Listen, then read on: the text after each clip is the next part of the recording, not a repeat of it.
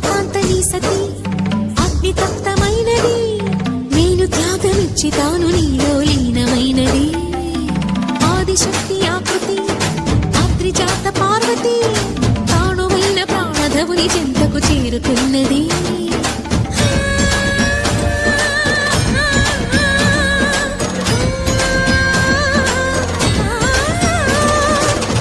భువికి తరలించేలా ధరణి దివిని తలపించేలా